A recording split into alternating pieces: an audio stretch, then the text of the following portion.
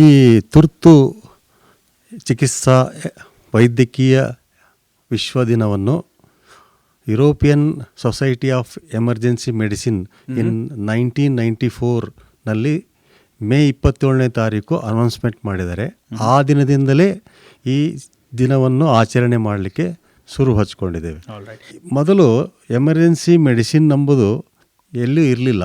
ಯಾವಾಗ 1952ನೇ ಇಸ್ವಿಯಲ್ಲಿ first casualty ಮೌರಿಕ್ ಎಲಿಸ್ ಎಂಬುವನು ತನ್ನ ಒಂದು ಸಿಚುವೇಶನ್ ಅಂದರೆ ಪರಿಸ್ಥಿತಿಯಲ್ಲಿ ಅವನು ಆಸ್ಪತ್ರೆಗೆ ಹೋದಾಗ ಅಲ್ಲಿ ಎಮರ್ಜೆನ್ಸಿಯಲ್ಲಿ ಯಾರೂ ನೋಡುವರಿರಲಿಲ್ಲ.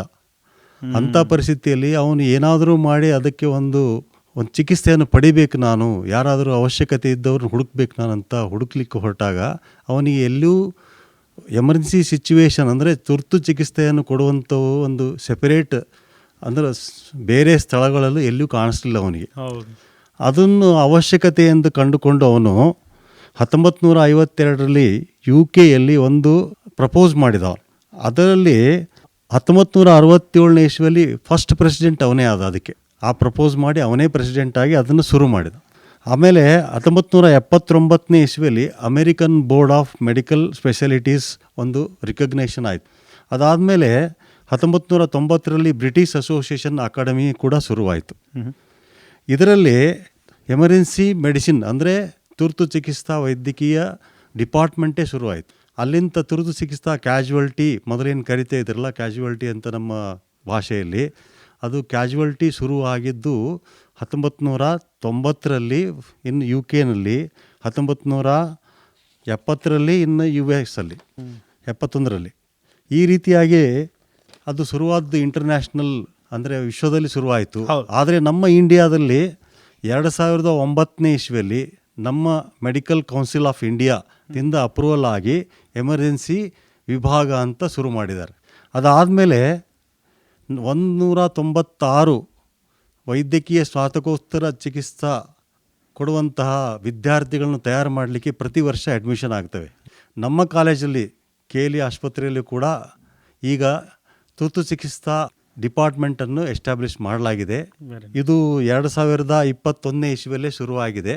ಇದು JNMC ಕಾಲೇಜ್ KLE ಆಸ್ಪತ್ರೆಯಲ್ಲಿ ಆಕ್ಸಿಡೆಂಟ್ ಆ್ಯಂಡ್ ಎಮರ್ಜೆನ್ಸಿ ಮೆಡಿಸಿನ್ ವಿಭಾಗ ಅಂತಲೇ ಶುರು ಮಾಡಿದ್ದಾರೆ.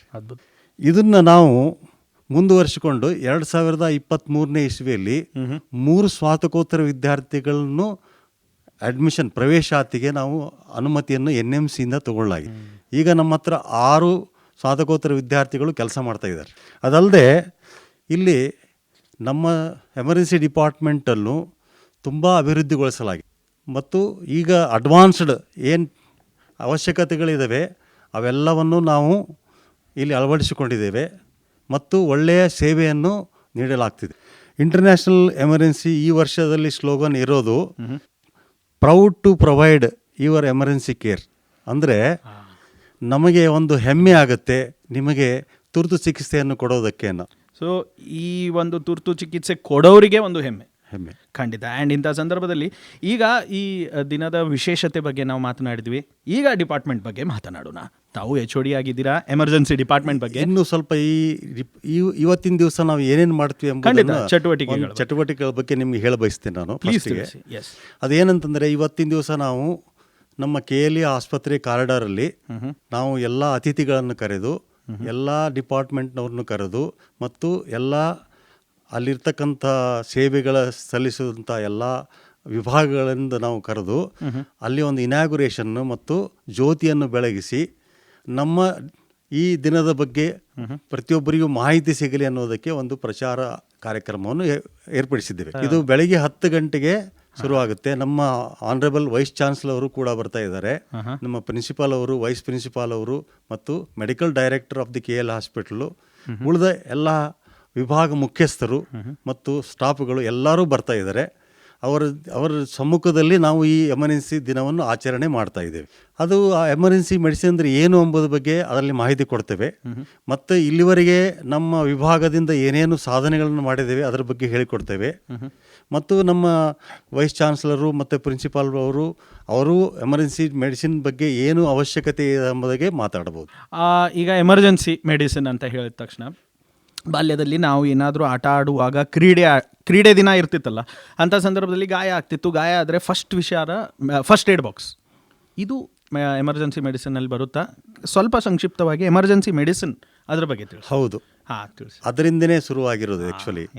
ಅದು ಏನಂತಂದರೆ, ಈಗ ನಾವು ಯಾವುದೇ ಪರಿಸ್ಥಿತಿಯಲ್ಲಿ ಈಗ ಎಕ್ಸಿಡೆಂಟ್ ಅಂತೀವಲ್ಲ, ಆ ಎಕ್ಸಿಡೆಂಟ್ಗಳಾದಾಗ ಇದು ಸಣ್ಣದೇ ಇರ್ಬೋದು, ದೊಡ್ಡ ಪ್ರಮಾಣದ್ದೇ ಇರ್ಬೋದು, ಮತ್ತು ನಮಗೆ ತುರ್ತು ಚಿಕಿತ್ಸಾ ಬೇಕಾದಂಥ ಅವಶ್ಯಕತೆ ಇರುವಂತಹ ಪರಿಸ್ಥಿತಿಗಳು ಬಂದಾಗ, ಆ ಪರಿಸ್ಥಿತಿಗಳು ಎಂಥವು ಅಂತಂದರೆ, ಈಗ ಒಂದು ಪಾಯ್ಸನ್ ತೊಗೊಂಡಿರ್ತಾರೆ ಒಬ್ಬನು, ತಕ್ಷಣ ಅವನು ಉಳಿಸ್ಲೇಬೇಕು. ಇನ್ನೊಬ್ಬನಿಗೆ ಹಾರ್ಟ್ ಅಟ್ಯಾಕ್ ಆಗಿರುತ್ತೆ, ಅಥವಾ ಇನ್ನೊಬ್ಬನಿಗೆ ಸ್ಟ್ರೋಕ್ ಆಗಿರುತ್ತೆ, ಅಂದರೆ ಈ ಪಾರ್ಶ್ವವಾಯು. ಇನ್ನೊಬ್ಬನು ಒಂದು ಪರಿಸ್ಥಿತಿಯಲ್ಲಿ ರಕ್ತ ಸೋರಿಕೆ ಎಲ್ಲೂ ಆಗಿರುತ್ತೆ, ಅದು ಟ್ರಾಮಾ ಅಥವಾ ಆಕ್ಸಿಡೆಂಟಿಂದ ಆಗಿರ್ಬೋದು, ಅಥವಾ ಇಂಟರ್ನಲ್ ಕಾಸಸ್ಸಿಂದ ಆಗಿರ್ಬೋದು, ಯಾವುದೇ ಕಾರಣದಿಂದ ಆಗಿರ್ಬೋದು. ಅದಲ್ಲದೆ ಇನ್ನೂ ಬಹಳಷ್ಟು ಇದ್ದಾವೆ. ಏನಂದರೆ ಎಮರ್ಜೆನ್ಸಿ ಡೆಲಿವರಿ, ಎಮರ್ಜೆನ್ಸಿ ಮಗುವಿಗೆ ತೊಂದರೆ, ಮತ್ತು ಎಮರ್ಜೆನ್ಸಿಯಲ್ಲಿ ಬರ್ತಕ್ಕಂಥ ಆ ಎಲ್ಲ ಪರಿಸ್ಥಿತಿಗಳು, ಜ್ವರ ಆಯಿತು, ಹೆಡ್ಡೇಕ್ ಆಯಿತು, ಇದು ಎಲ್ಲವಷ್ಟು ಎಮರ್ಜೆನ್ಸಿಯಲ್ಲಿ ಬರುತ್ತೆ ತಕ್ಷಣ. ಈಗ ಒಂದು ಸಮಯ ಅಂತ ಇರ್ತದೆ, ಅಲ್ಲಿ ಕನ್ಸಲ್ಟೆಂಟ್ ಅವೈಲಬಲ್ ಇರ್ತಾರೆ. ಆ ಸಮಯದಲ್ಲಿ ಕನ್ಸಲ್ಟೆಂಟ್ ಅವೈಲಬಲ್ ಇರಲಿಕ್ಕೆ ರಾತ್ರಿ ಹೊತ್ತಾಯಿತು, ಈಗ OPD ಅವರ್ಸ್ ಮುಗಿದ ಮೇಲಾಯಿತು, ಎಲ್ಲಿ ಯಾರೂ ಡಾಕ್ಟರ್ಸ್ ಸಿಗೋದು ಭಾಳ ಕಷ್ಟ ಆಗುತ್ತೆ. ಅಂಥ ಪರಿಸ್ಥಿತಿಯಲ್ಲಿ ಎಲ್ಲ ಎಮರ್ಜೆನ್ಸಿಗಳನ್ನು ನಾವು ನಮ್ಮ ವಿಭಾಗದಲ್ಲಿ ನೋಡಿಕೊಳ್ತೇವೆ. ಸ್ಟ್ರೋಕು, ಸೀಸರು, ಫಿಟ್ಸು ಎಲ್ಲ ಬರ್ತದೆ. ಸ್ನೇಕ್ ಬೈಟು, ಸ್ಕಾರ್ಪಿಯನ್ ಬೈಟು, ಈ ಥರದ್ದು ಎಲ್ಲ ತುರ್ತು ಚಿಕಿತ್ಸೆಗಳಿಗೆ ನಮ್ಮಲ್ಲೇ ಬರಬೇಕು. ಈಗ ಬಹಳ ಮುಖ್ಯವಾದ ಪ್ರಶ್ನೆ ಏನಂದರೆ, ಈಗ ಮೇ 27ರಂದು ಇರೋ ಕಾರ್ಯಕ್ರಮ ಸಾರ್ವಜನಿಕರು ಭಾಗವಹಿಸ್ತಾರೆ. ಅದರಲ್ಲಿ ಏನಾದರೂ ಸಾರ್ವಜನಿಕರಿಗೆ basic training with respect to ಇದು ಕೊಡ್ತೀರಾ? ವಿಚ್ ಆಲ್ ಈ ಸಿಚುವೇಶನ್ ಏನೆಲ್ಲ ನೀವು ಡಿಸ್ಕಸ್ ಮಾಡಿದ್ರಿ, ಸ್ನೇಕ್ ಬೈಟ್ದಿಂದ heart attack which is very important, ಇತ್ತೀಚಿನ ದಿನಗಳಲ್ಲಿ ಯಾರಿಗೂ ಆಗ್ಬೋದು, ಅವರಿಗೆ ಆ ಫಸ್ಟ್ ಏಡಿಗೆ ಏನು ಅಂತಾರೆ CPR, ಅವು ಬರುತ್ತಾ ಇದರಲ್ಲಿ? ಅದರ ಬಗ್ಗೆನೂ ತಿಳಿಸಿ. ಹೌದು, ಈ ಎಮರ್ಜೆನ್ಸಿ ಎಂಬುದು ಭಾಳ ಅವಶ್ಯಕತೆ ಇರೋದು ಎಲ್ಲಿ ಅಂತಂದರೆ ಗೋಲ್ಡನ್ ಅವರ್ ಅಂತ ಕರಿತೇವೆ. ಎಕ್ಸಾಕ್ಟ್ಲಿ. ಈಗ ನಾವು ಗೋಲ್ಡನ್ ಸೆಕೆಂಡ್ ಅಂತಲೂ ಕರಿಬೋದು, ಆ ಥರ ಪರಿಸ್ಥಿತಿ ಬಂದಿದೆ. ಯಾಕಂದರೆ ಮನುಷ್ಯನ ಮೆದುಳು ನಾವು ರಿಪ್ಲೇಸ್ ಮಾಡೋಕ್ಕಾಗಲ್ಲ. ಆರ್ಗನ್ ಯಾವುದಾದ್ರೂ ರಿಪ್ಲೇಸ್ಮೆಂಟ್ ಮಾಡ್ಬೋದು. ಈಗಿನ ಅಡ್ವಾನ್ಸ್ಡ್ ಚಿಕಿತ್ಸಾ ವಿಭಾಗದಲ್ಲಿ ಎಲ್ಲವನ್ನೂ ರಿಪ್ಲೇಸ್ ಮಾಡ್ಬೋದು, ಆದರೆ ಮೆದುಳನ್ನು ಮಾತ್ರ ರಿಪ್ಲೇಸ್ ಮಾಡೋಕ್ಕಾಗಲ್ಲ. ಮೆದುಳಿಗೆ ಅವಶ್ಯವಾದದ್ದು ಆಕ್ಸಿಜನ್ನು ಮತ್ತು ಗ್ಲೂಕೋಸು. ಅದು ಮುಟ್ಟದೇ ಇದ್ದರೆ, ಅಂದರೆ ಸರ್ಕ್ಯುಲೇಷನ್ ಆಗದೇ ಇದ್ದರೆ ಅದು ಸತ್ತೋಗುತ್ತೆ. ಅದು ಸಾಯೋ ಮುಂಚೆ ನಾವು ಉಳಿಸ್ಬೇಕು. ಅದಕ್ಕೆ ಗೋಲ್ಡನ್ ಅವರ್ ಅಂತೀವಿ ನಾವು.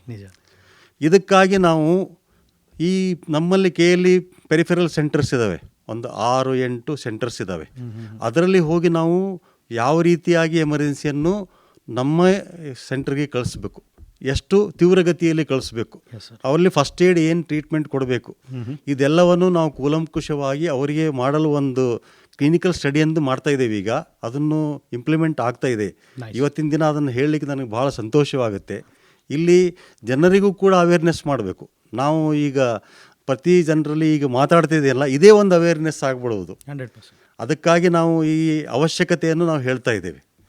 ಜನರು ಗೊತ್ತಾಗಬೇಕು ಯಾವ ಪರಿಸ್ಥಿತಿಯಲ್ಲಿ ನಾವು ಎಲ್ಲಿಗೆ ಹೋಗಬೇಕೆಂಬುದು.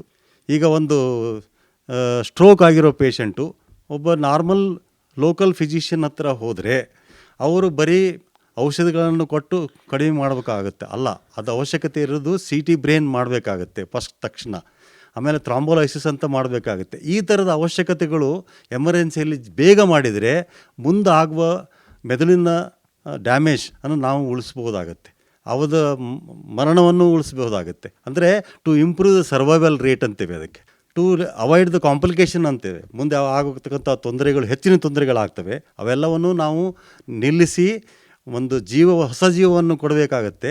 ಅದು ಅವಶ್ಯಕತೆ ಬಹಳ ಇದೆ ಇದರಲ್ಲಿ. ಅದಕ್ಕಾಗಿ ಅದನ್ನು ಗೋಲ್ಡನ್ ಅವರ್ ಪೀರಿಯಡಲ್ಲಿ ನಾವು ಜನರಿಗೆ ತಿಳಿಸ್ಬೇಕು, ಯಾವ ಪೀರಿಯಡಲ್ಲಿ ನಮ್ಮ ಹತ್ರ ಬರಬೇಕಂತ. ಏನೇ ಕ್ರಿಟಿಕಲ್ ಇಲ್ನೆಸ್, ಸ್ಟ್ರೋಕ್ ಆಯಿತು, ಹಾರ್ಟ್ ಅಟ್ಯಾಕ್ ಆಯಿತು, ಪಾಯ್ಸನ್ ಆಯಿತು, ಆಕ್ಸಿಡೆಂಟ್ ಆಯಿತು, ಹೆಡ್ ಇಂಜುರಿ ಆಯಿತು, ಇವು ಯಾವುದೇ ವಿಷಯಗಳಲ್ಲಿ ತೀವ್ರಗತಿಯಲ್ಲಿ ನಮ್ಮಲ್ಲಿ ಬರಬೇಕು. 30 ನಿಮಿಷ ಒಂದು ಟೈಮ್ ಕೊಟ್ಟಿದ್ದಾರೆ. ಅದು ಬ್ರೈನ್ ಸತ್ತೋಗುತ್ತೆ ಅಷ್ಟರೊಳಗಡೆ. ಅದರ ಒಳಗಡೆನೇ ನಾವು ಬಂದು ಅವಶ್ಯಕತೆಗೆ ಅನುಗುಣವಾಗಿ ಚಿಕಿತ್ಸೆಯನ್ನು ಪಡೆಯುವುದು ಇದು ಎಲ್ಲರಿಗೂ ಗೊತ್ತಾಗಬೇಕಾದ ವಿಷಯ. ಧ್ವನಿ ಧ್ವನಿ ಇದು ನಮ್ಮ ಧ್ವನಿ, ಕೇಳಿ ಕನಸು ನನಸದ ವೇಣು ಧ್ವನಿ.